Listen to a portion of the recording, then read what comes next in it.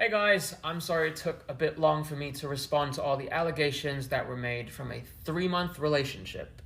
3 months, 2 years ago. I want to remind you that I'm not a podcaster, I'm not an influencer, I'm a musician, and I'm not doing this for views, likes, fame, or monetary gain, because honestly, this has just been draining and I am fucking tired. The wonderful thing about being a public figure is that my team had advised me earlier on in my career to keep every single receipt, every text, every DM, and all media to any type of encounter for when situations like these arise. These first set of videos are strictly going to be about my relationship with Brooke, but I will tackle all the allegations made against my background and my family. There is a distorted reality, and there is reality.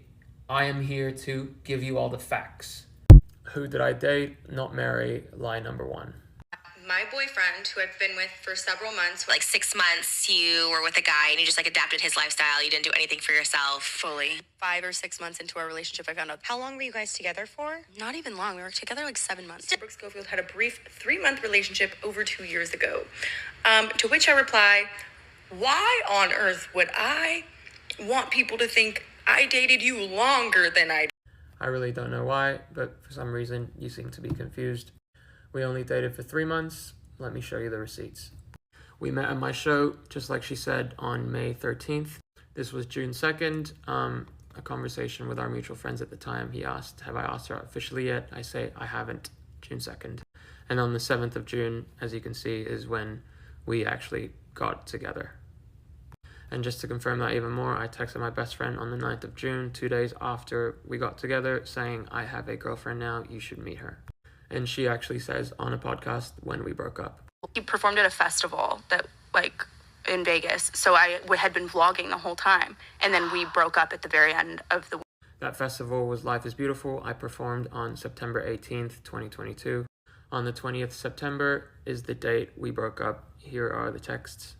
So we got together June 7th and we broke up September 20th, which is exactly 3 months and 13 days. So 3 months. And on top of this, we have a mutual friend who she tried convincing on Instagram that we dated for 7 months with pictures that have dates. Here is the DM that she sent to him and the pictures that she used to try to prove to him that we dated for 7 months. The first picture she sent to him to convince him when we got together is obviously not the day we got together. May 14th was the second night that we ever met. And the date on the second picture is October 2nd. This was not the actual date of the picture. This was taken on film, and we didn't get the photos developed until this date. The actual date of that picture is September 18th, the day that I played the festival, and we broke up 2 days after that, September 20th. She's also said that we got back together after we broke up. Did you break up with him? No, he broke up with me. He broke up with me. We got back together. I broke up with him. What was it? Just blocking him? Yeah. So we had gotten back together. I'm never gonna get back with this man.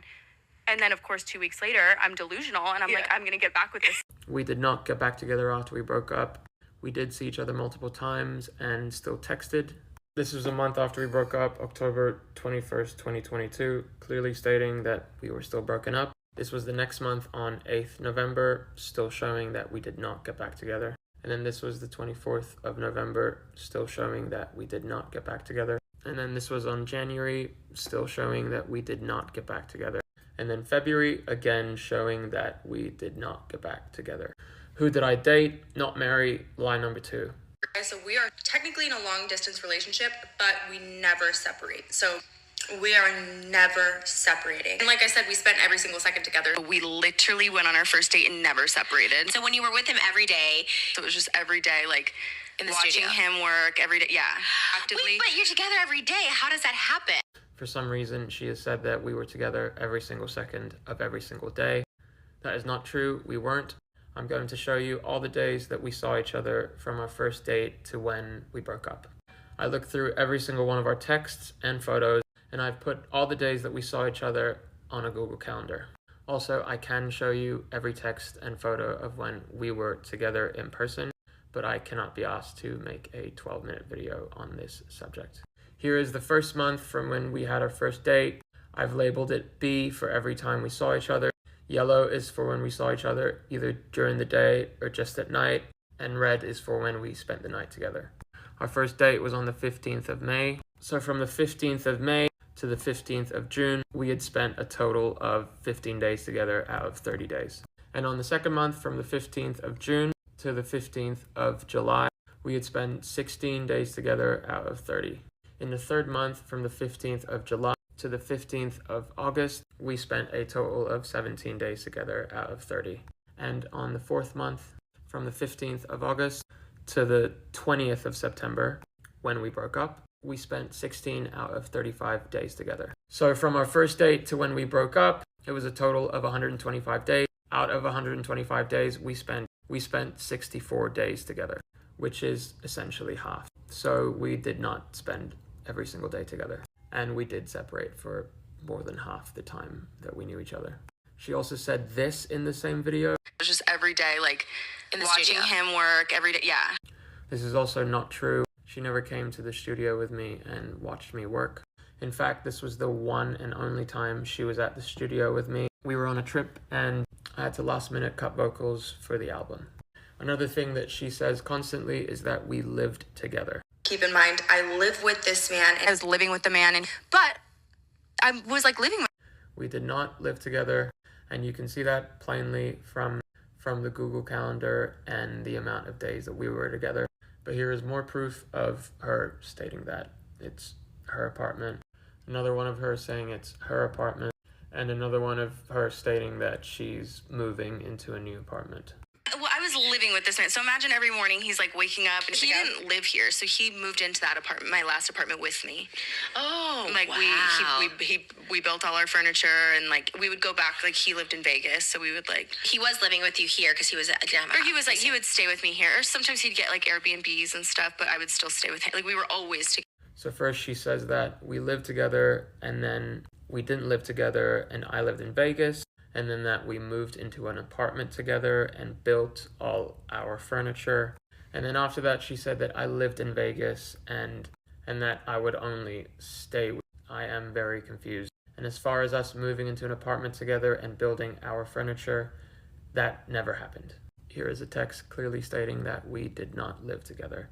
And I did try to help her find an apartment for herself. More text to show that. It also wasn't our furniture. I was just a boyfriend who came to help her build it as much as I could. Who did I date? Not marry. Lie number 3.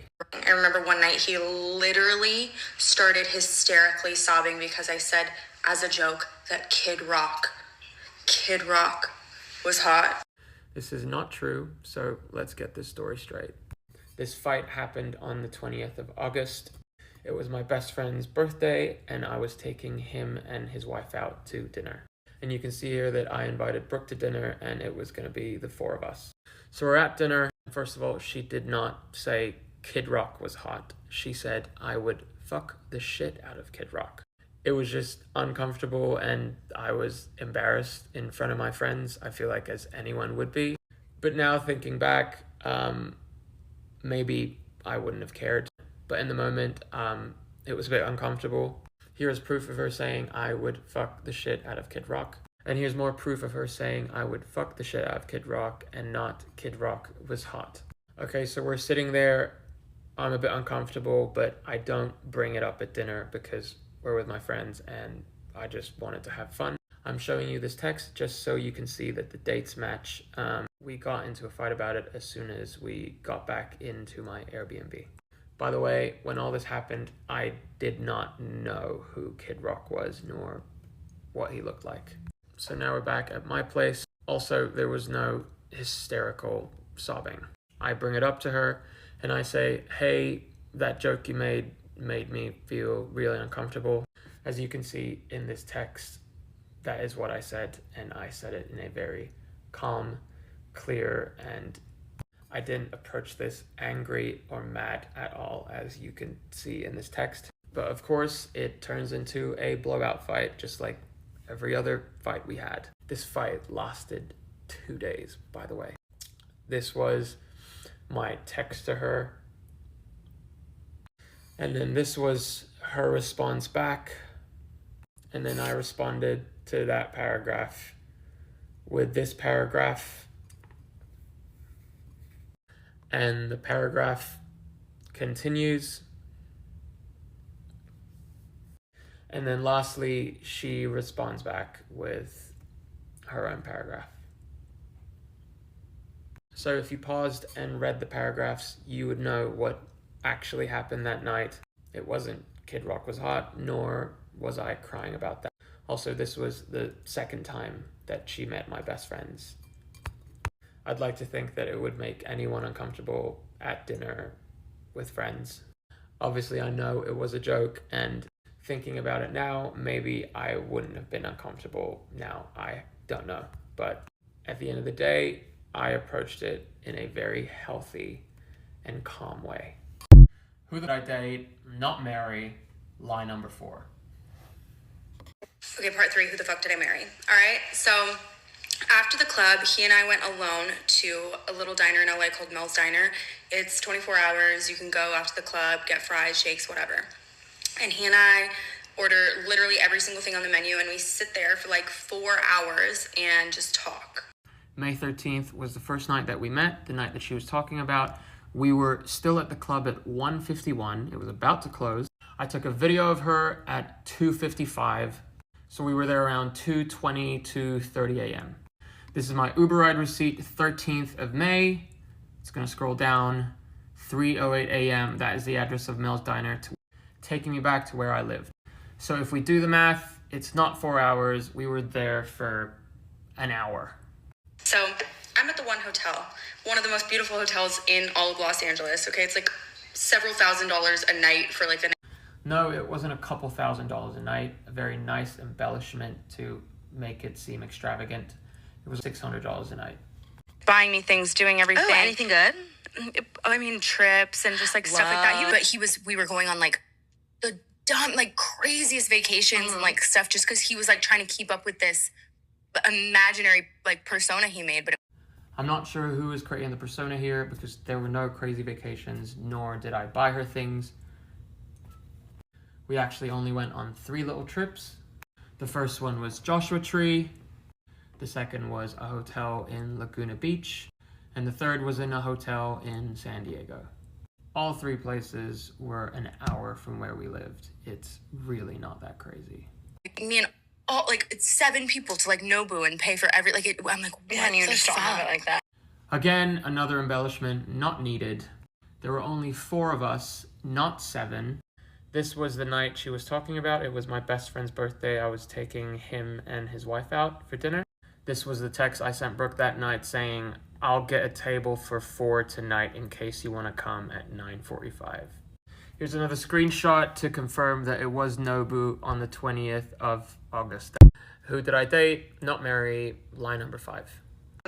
As more time passes, we eventually move to like an Airbnb in Marina del Rey because he wanted to be by the beach. And so we go over there. And this man is not allowing me to go home, okay? This was the first major red flag. Like if I had a morning where I was like, okay, like I want to go home and like get new clothes and shower and like just be a human and be alone for a second, he would immediately like shut down. Like, why don't you want to be with me?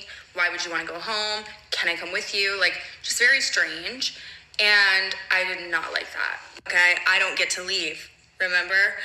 Okay, so some quick background. I booked the Airbnb in Marina del Rey from May 18th to the 31st. It says 23 here because the remaining days from the 23rd to the 31st, I had booked privately with the owner himself and sent him money on Venmo.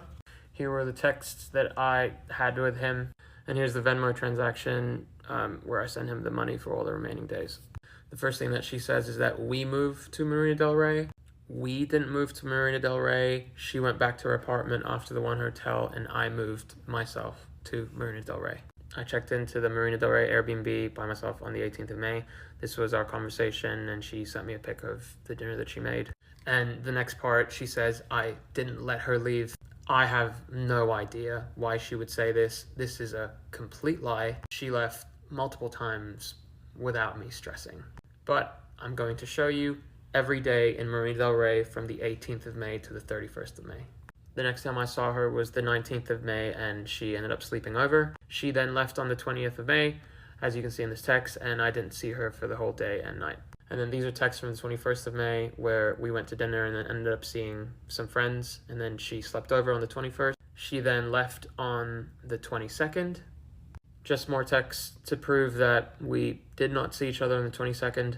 And then she ended up sleeping over on the 23rd of May. And then in the same text, you can see that she left on the 24th of May. We weren't together the day of the 24th, but we ended up going to an Olivia Rodrigo show that night. And then I dropped her back home, and then I went back home that night. And then on the 25th of May, she was out with her friends. I was supposed to come and meet up with them, but I just had a lot of work and stress, and I wasn't able to see her that day and night. And then on the 26th of May, we also didn't see each other. I was filming a music video for a song that was coming out. And then on the 27th of May is when we ended up seeing each other. She came over and slept over. And then in the same text, she left on the 28th of May with no problem. And in the same day, on the 28th of May, she ended up going to Catalina Island with her friends until the 30th of May. And I was in LA working. This is just more text to prove that fact. And then on the 30th of May, I picked her up in the morning when she got back from Catalina Island. We only saw each other, had lunch in the morning, and then I dropped her off because I had to film a music video the whole day and night that day. And then on the 31st of May, I was still filming the music video, and we didn't see each other that day. And more text to prove that. So you did leave with no problem. I never stopped you. There's no red flag here. Who did I date, not marry? Lie number 7. So this time it was Joshua Tree. He's like, let's go to Joshua Tree. Let's just spend the weekend. It'll be so relaxing, amazing, whatever. We can work. Great. On the way there, we get pulled over. In his car, he drove a Model X at the time. And when the cop asked for license and registration, he gave his license, his Australian license, and he gave the registration to the car, which was not his. Not his car. But we keep going, and I ask him about it, and he's like, oh, like, that's a fake ID. I got it mixed up. We got lucky. And I'm in my head like,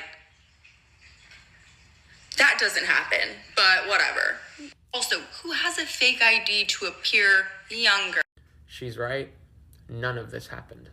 First of all, we didn't get pulled over going to Joshua Tree. We got pulled over going back to LA from Joshua Tree.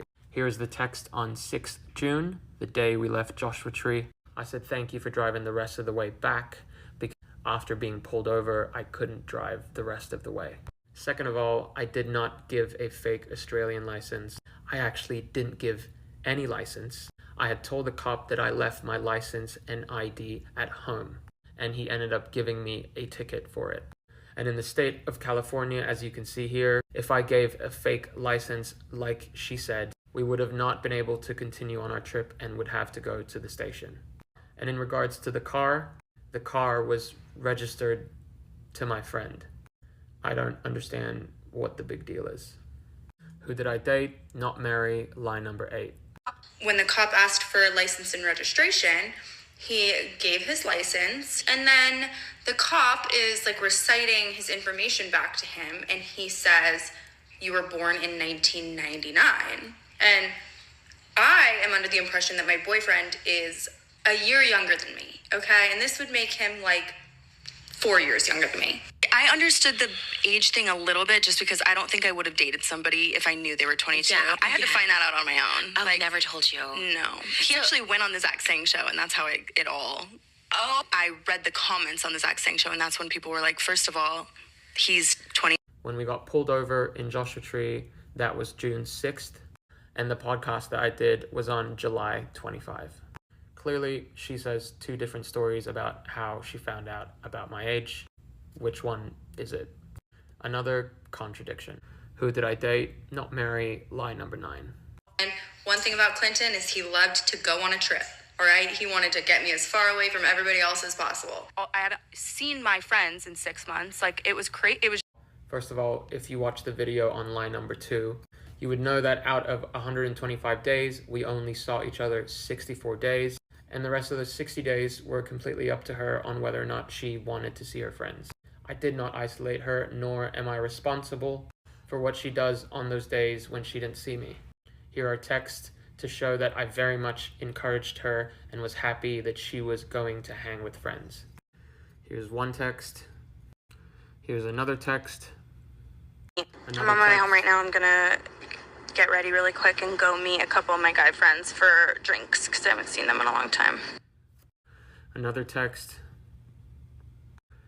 Another text. And more texts. The idea that I manipulated her into isolation and not seeing her friends is just simply false. This is a serious accusation and it is just not true. Who did I date? Not marry. Lie number 10.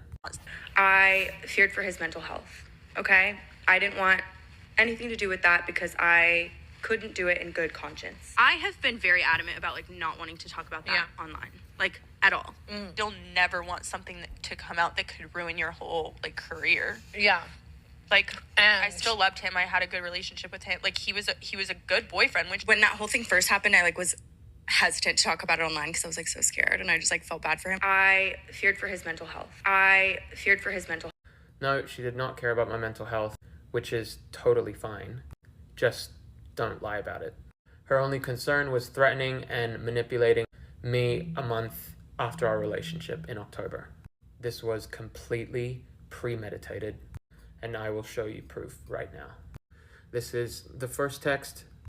This is the second text. I'm going to show you the note now.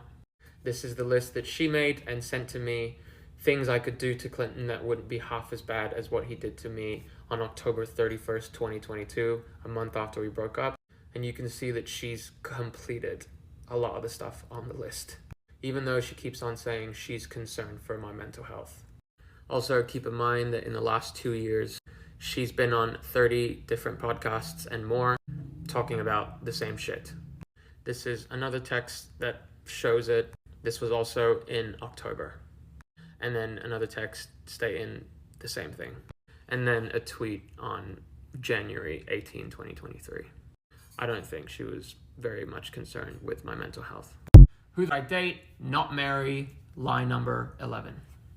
Now, were any of his friends like that you would hang around with? Didn't they know him from the past? No, that was a huge red flag of mine too that I should have paid attention to. He had 0 long-term friends. Like, I have friends obviously that I've known since I was a kid and stuff, or even just a few years.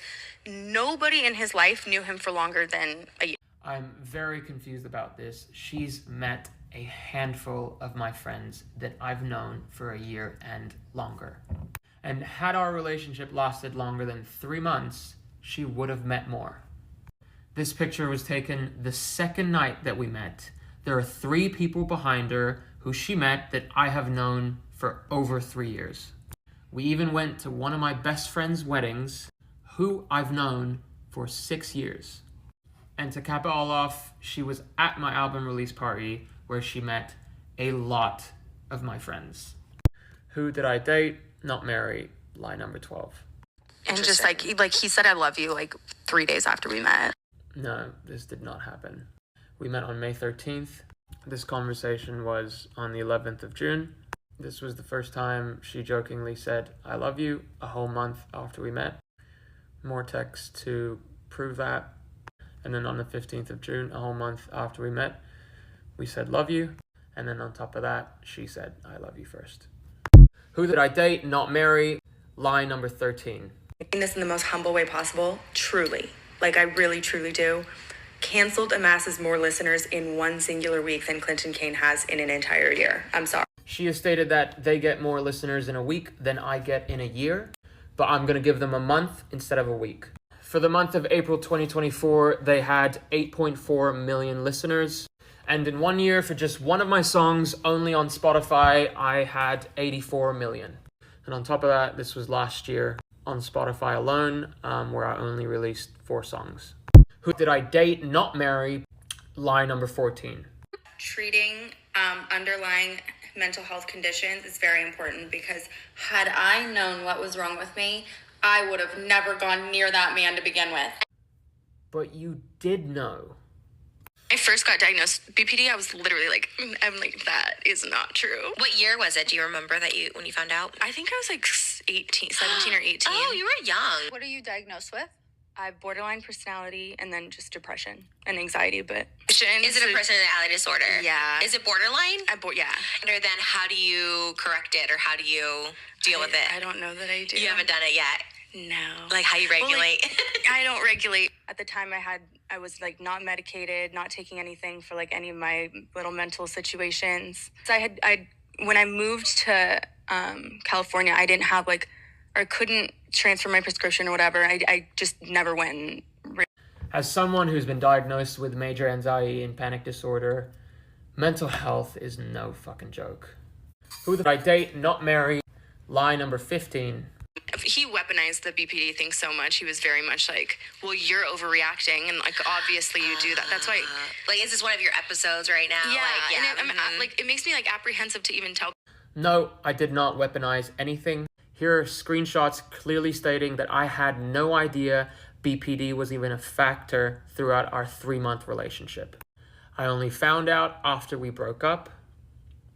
And obviously I was very compassionate about it when I found out, as you can see in this text. Who did I date, not marry? Lie number 16.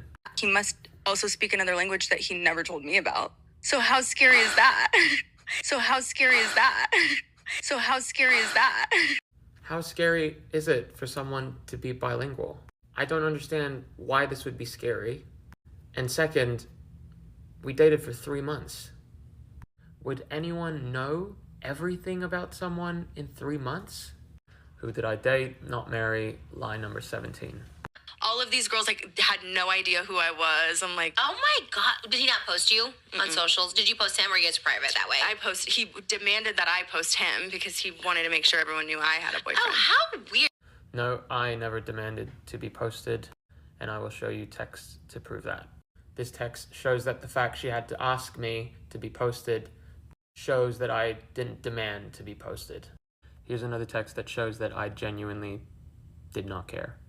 And here she also clearly states that I didn't demand, I encouraged her to post vlogs, etc. I didn't encourage her to post me or about me. We were going to a lot of fun places, and I encouraged her to post for her. And then here's another text to prove more that I did not demand to be posted. Who did I date, not marry? Lie number 18. He had told me that his ex, who I Guess I'm in Love is about, by the way, one of the most beautiful songs ever. People use it as their wedding song. It's like, I mean, it's his biggest song. It feels like more of a SoundCloud thing. No, he was like, you've probably heard, like, he had one like really huge song, and like that was like the whole thing, but about his dead mom, whatever. The song that she's talking about, that's my biggest song, is called I Guess I'm in Love. First, she says my biggest song is about a girl I was in love with. And then second, she says my biggest song is about my mom. If you're gonna lie, try to keep it straight. Who did I date, not marry? Lie number 19. Sometimes if I felt like he was really being irrational, I would record our arguments because I'd like to show them to him the next day. He knew I did this, by the way. This is not illegal. I'm addressing Brooke directly. Brooke, you know that you never asked for consent. I never knew you were doing this. You never showed me the next day, like you said in this video. And you know this is fucking illegal in the state of California. And this is fucking disgusting. And the fact that you feel the need to secretly record someone in a 3-month relationship is concerning. Who did I date, not marry? Lie number 20. And this album was special because it was this first piece of work that he was putting out since everything had happened. The whole album was about that, of course. All his music is about his family being... We're going to take a look at all of my songs. This is the first EP. None of it is about my family. Not about my family. Not about my family. Not about my family. Not about my family. One about my family. Not about my family. One about my family. Not about my family. Not about my family. Not about my family. Not about my family. Not about my family. Not about my family. Not about my family. Not about my family. Not about my family. You got a 3. So instead of all of my music, it's more like 3 out of 28 songs are about my family. Who did I date, not marry, lie number 21. So for the longest time, she has said that my dad is alive. But 5 months ago, she did a podcast confirming that he was dead. 5 months ago. His mom, dad, and brother alive. His mom and his brother are alive. But a month after that podcast, she must have forgotten because apparently now he's alive again. 4 months ago. His mom, dad had all died, and we mourned them every day. And then they were alive. And then again, 2 months after that podcast, she confirmed again that he was alive. 2 months ago. It's the death of his entire family. You have 2 alive parents. But then a week ago, he was back to being dead. His dad is dead. Not that that's a good thing.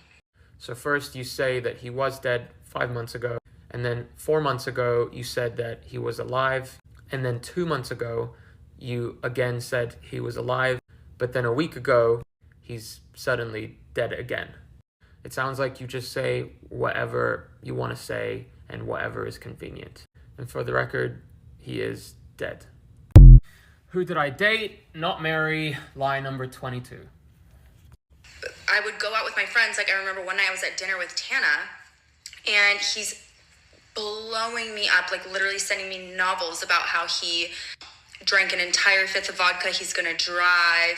I need to get to him right now, or he's going to do crazy things. Like, it was just so manipulative. And I just, like, I was not equipped. I remember this night very vividly. I was having a lot of anxiety and panic that day, and I told her that. It was the 13th of July. She wasn't at dinner yet. They were getting ready for dinner. Then she called me back in front of all of her friends, and I was a bit uncomfortable by that because I was in the middle of a panic attack and I didn't want anyone to know. There were no novels of me drinking a fifth of vodka and trying to drive. All I said was that I was going to pick up alcohol and then drink it at home. As you can see, the date, July 13, 8:18 p.m. I had sent her a picture of the alcohol I picked up, and I was in an Uber, not driving. As you can see here, 13th of July, 2022. The time was 8:07 p.m. The same time I was in the Uber. The ironic thing is, I was in Vegas, she was in LA at the time, so there was no manipulation of her needing to come save me. Who did I date? Not marry, lie number 23. And I ask him, also, why did you fake the death of your family? And of course, he denies it. And I then tell him, I've been talking to your mother. I had not been talking to his mother, but that got him. He finally admitted that he did, in fact, fake the death of his mom. Wait, and so that was the reason you broke up. Did you have a conversation with him? What was his sort of reasoning for killing his family? Oh, he still won't admit it. Oh. No, he will not say he did. The first video was dated June 26th of this year. The second video was dated May 8th of this year. Both videos are 2 months apart.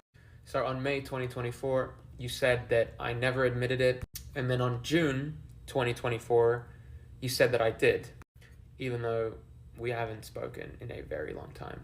For the record, I never admitted anything to her. Who did I date? Not marry, lie number 24. In fact, I'm pretty sure she works in retail. Like, his mom, I don't even think speaks English. So I'm like, his mom doesn't even speak English. I don't know what she speaks. His mom doesn't even speak English. I don't know what she speaks. She doesn't even speak English. Doesn't even. First of all, she does speak English. Second of all, this is a very triggering statement and is very offensive to a lot of people. Who did I date? Not marry. Accountability. Okay, so this video is now going to be about me taking accountability for everything I did wrong in the relationship. First of all, I did cheat. It was a weak asshole move to do, and I am sorry for it. I've apologized to Brooke privately countless times, profusely, months after we broke up. And what tends to happen is as soon as I want out of a relationship, for reasons like, you know, it's unhealthy or it's like a sudden realization that it won't work, I never know how to come to terms with that emotion, and I go the pussy way and give them a reason to break up with me instead of, you know, just manning up and doing it myself. I was a kid about it, and for most of my life, I didn't know, all my life actually, I didn't know or have a proper model of what a healthy relationship looked like. And all I can do and have done is learn and be better. And me saying this is not trying to justify me cheating in any way or ask for pity about it. This is me just owning my shit. Next, I also did love bomb quite a bit. If I really think about it and think back to all of my relationships, I've love bombed every single fucking relationship. I didn't know what love bombing was. I didn't know that was a real thing. I didn't know that was even a fucking term until I broke up with her. So I am also sorry about that. I also did lie about my age, and it was just out of embarrassment. She was older, and she had said something about not dating anyone way younger, and I lied and I said I was 2 or 3 years older than I was. And lastly, the most important bit, I was a baby man-child. In my past relationships, I've always been an insecure person, and I'm not going to dive into that emotion because I already do in therapy. And for the most part, I was insecure about meaningless and useless things, and thinking back about it, I cringe. And I wish I never brought those things up. But I've always felt like I approached those insecurities to her in a very calm, respectful, and peaceful way, no matter how dumb the reasoning was of what I was insecure about. I'm human like everybody else, and I've made a lot of mistakes in my life and in that relationship, the 3-month relationship that I had. And I have growing to do.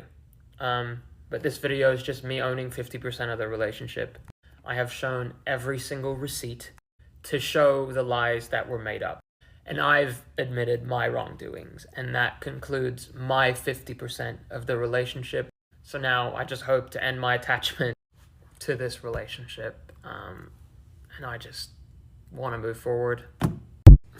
Alright guys, in this video we're going to talk about why my accent is the way that it is, and where I'm from. I was born in the Philippines in 1999. I'm missing 3 more passports that I cannot find. Before the age of 1, I moved to Australia, where I had family. While I was there, according to Google, I had learned an average of 1,500 words with the regional dialect of Perth. Then I moved to the UK, where I learned more words with the regional dialect of Manchester. And then I was in Brunei, where English is not the primary language, and they had a specific English regional dialect. And then I was in Singapore, and then I was in Cyprus. There were several back and forths in the countries listed above in no specific order. And then when I turned 18, I ended up in Greece on my own. Then I turned 19 and I came to the United States of America. And in between the ages of 19 and 24, I lived in between Amsterdam, Sri Lanka, Indonesia, and the United States of America. And just for you, the viewer, when I say I lived somewhere, it is anything longer than 6 months. Now, having all this info, which has already been specified in the last 6 to 7 years in every single publication and interview, I did not hide any of this. You can see how my accent is amalgamation of all of these places. My accent isn't a typical Australian accent, and I've never once in my life claimed that it was. At 19 years old, when I moved to America for music, my record label and team needed one place to say where I was from. And since I did not live in the Philippines as a child, I chose Australia because honestly, it was just a beautiful memory, and that's where I spent my formative years. I adopted just saying I was from Australia because I didn't want to list all 10 places that I've lived in and tell my life story every time I would make small talk with a stranger. That's about it. So if for some strange reason you have a problem with my childhood, I recommend that you please take it up with your therapist. Have a lovely day. I wrote something down on my notes because I'm not very good with speaking about my feelings in the moment. I mean, that's the whole reason why I kind of got into this mess in the first place. And that's the reason why I'm a musician, because I don't, know how to talk about my feelings in a concise and specific last-minute type of way. So I'll read you what I wrote about this whole thing. This video is kind of difficult for me for a couple of reasons. One is because I have to relive childhood trauma in detail. And the second is because I'm not here of my choosing. I don't feel that someone should be pressured to talk even if they're in the public eye. But because an ex-girlfriend that I dated for 3 months a couple of years ago decided to start beating a drum after we broke up, that drum has become so loud that I feel that I have to answer it now. I don't know if any of you can imagine what it feels like to be a private person, which I am, and have to answer questions about every single family member, every single friend, every single dislike that you've ever experienced, but it's really unpleasant. And the reason why it's unpleasant is because somebody is sitting around telling you everything that you remember is a lie. I want you guys to really sit and think about how horrible it would be for anyone to do that. But I will do my best and give a description of my childhood. First and foremost, I'm not doing this for approval. I'm really just doing this so someone can finally tell the truth, and that someone would be me, because it's my life and no one else's. At the beginning of the pandemic in 2020, I received a DM from a random stranger telling me that my father had died of lung cancer. I hadn't spoken to him for quite a while because he was a fucking asshole. Saying that, he was still my dad. And as anyone with a dysfunctional family knows, even when you don't understand family, you so desperately want to make sense of it. And it just so happens, though, that I couldn't make sense of it and did what I always do and pretended that it didn't exist. A few months later, I received a phone call from my best friend, the daughter of a really amazing woman I met when I was traveling Europe. She had an accident and we all thought everything was going to be okay. My best friend was around my age and thought that I should know because, we were just family at that point. I really didn't think anything of it, to be honest. And then a short time later, I got a phone call that she had passed away. Once again, I went into denial. I really just didn't do well with loss. I moved so much as a kid that I would disregard any kind of sadness over loss because it was pretty much the norm. Since so many people have told me she didn't exist, I'd like to take a moment and tell you a bit about her because she was fucking awesome. When you feel like you're kind of just floating in life and nobody gives a shit about you, and then someone randomly comes up to you and says that you matter, and you kind of just go limp because you really needed to hear it in that specific moment. This woman showed up. This woman was so loving and so caring towards me. And kind of funny because we sort of just hit it off one day at a park randomly. And from that, we built a relationship. And as I said earlier, she had 2 children around my age. And I think that's why she kind of knew where I was at mentally, just looking at me and not even knowing me. And for the year that I knew her, she changed the way I thought about family. And it was just one of those magical moments, those spiritual moments that I didn't believe back then. Now I do. When you meet someone and you feel like you've known them your whole life. I never spoke about her because I honestly didn't think I had to. I'm sure all of you guys have people you meet and don't feel the need to announce it. But it's actually kind of nice to be open about it and tell you about her. It's profound when people have affected you and inspired you in a really good way, and you kind of just hold them close, and that was this one. I always kind of felt shame about it, though. My mom was a pastor, and our household was extremely religious and godly, and I just felt really weird saying to anyone that I cared for this person as much as my mom, or that I viewed her in the same exact light. And I never said it to anyone because it really was no one's business. And, you know, on top of that, there was a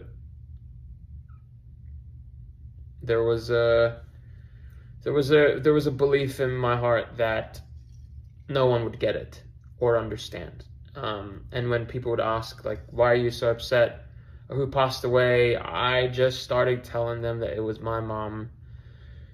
Because my mom was absent for most of my life, and in some crazy way, it just sort of fit, and that she was the one that passed away. This is awful, I know. So I had shame about this motherly figure, and then I had shame about my mom. It's fucking horrible when I look back on it. And let me say, if you have judgment on me and tell me that that was crazy, I would agree. But again, you know, it's just the way I handled loss by not handling it. I don't know what else to say about it. It wasn't pathological lying like some people have said. I was a punk kid who gave a dumb answer on a podcast when he was working with anxiety disorder and had no business being on it until he was good with all the feelings that he was having. I guess management fucked up that day, but, you know, I'll take responsibility, and I fucked up. This brings me to another part of this video that I would really, really like to stress. I got into making music because it was a way for me to try to understand myself. For the last couple of years, I've struggled to make any music because I felt that it would be judged and then torn apart. And this overwhelmed me. I am so confused at this world that we live in, where someone can just take someone's life without facts or proof and tell the world some made up stuff, which is damaging and hurtful. Yes, it's true. I started this shit from the podcast that I was on, but it all came out whack because I just didn't have the skills to process any emotions. I didn't. I spent money like it was war. I dated girls and cheated on them. I loved people only to let them go and have them question if I really did. I did a lot of things that I don't do anymore, and for that I'm grateful. I've said all that I will say in regards to my family and my childhood. For the first 22 years of my life, I disconnected from my family and sort of lost my way because of their dysfunction. This drama with my ex-girlfriend has forced me to see that if I didn't change, I would end up just like them and just like her if I didn't make a change.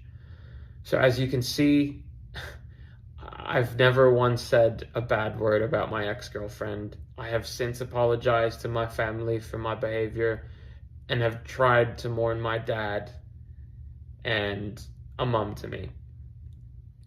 I'm trying to love myself, and I'm slowly getting there. And for those who want to perpetuate the lies and try to manipulate by saying damaging statements without proof, I hope you find more important things in this world to be concerned about rather than my life and me. But I look forward to sharing my emotions in my songs with my supporters that can appreciate where I'm at and have empathy towards it. It honestly feels good to have closure on the subject for me. So, sending love to all.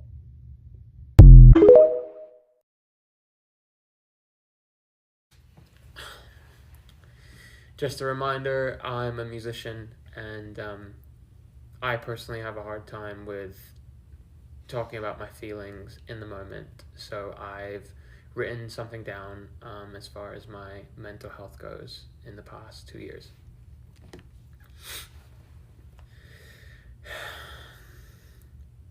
This is going to be a video about what my mental health has been over the last couple of years. I'm not really sure how or where to start with this. I think there's one word that comes to mind, and that is paralyzing. You never know what's going to happen to you in your life, and I would have never thought 2 years ago I would have dated a girl for 3 months and my life would have gone from being on top of the world to laying in bed every day, but it did. I don't really want to go into details of the relationship in this video. I really just want to stick with the whole mental health aspect. I was diagnosed as a kid with major anxiety disorder and panic disorder, and my first ever video where I wrote my first ever song, which I got signed from, was even about a panic attack. I don't think a lot of people remember that, and I think this aspect of mental health is kind of brushed under the rug.